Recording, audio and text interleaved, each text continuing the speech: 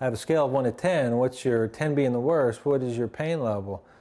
And I said, really, my pain level was like a 12. I mean, that's how severe it was. Back in August of 2010, I started noticing some discomfort in my back, my lower back. And so what I did was I started going to a chiropractor, thinking that it's maybe a pinched nerve, or I just need an adjustment or something like that. And so I went to the chiropractor for a while, and the pain was still there, and the pain was actually was actually increasing. A really sharp pain, and it went into both my legs. Hitting that sciatica nerve, the discs were pushing on the nerves, and so that's how severe the pain was. It just got to the point where I couldn't. I had a hard enough time just getting up to use the restroom or to get up and prepare a meal. I even had the toll. There was a toll on my wife, because now my wife working full-time, then coming home and having to take care of my needs at home put a lot of stress on her. There would be at times where the pain was so great that I would literally have to keep both hands on here, and thankfully enough, this thing is strong enough to hold my weight, that I had all my weight on here, and I'm like 215. So, this was every time I got up, I had to use this walker. So I went to my primary care physician, and he recommended going to physical therapy. Try physical therapy to see if you can heal it that way. So I tried the physical therapy for about 3 or 4 weeks, and it wasn't going away. The pain was actually increasing again.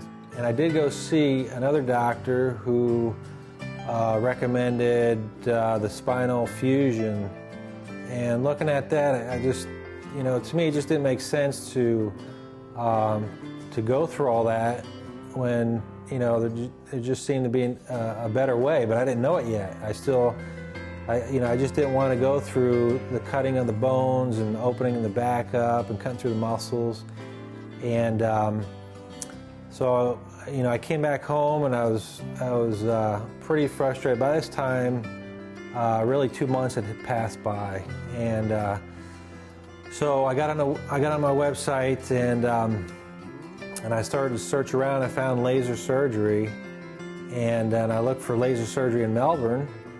And I saw Dr. Duke's website. So I read through a little bit of it, and I started listening to the testimonies.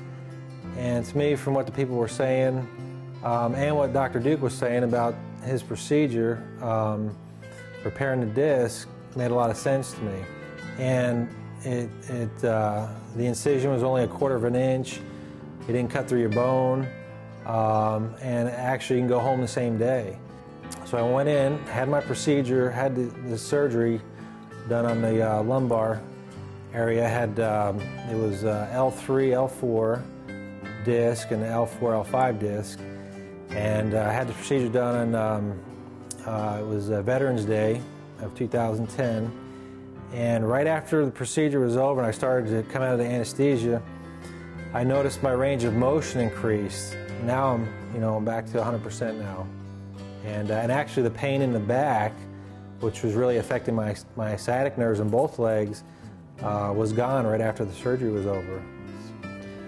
There's no pain now, but prior to the surgery, I was just the pain was at a 10, a scale of 1 to 10, 10 being the worst, and now I got a 0.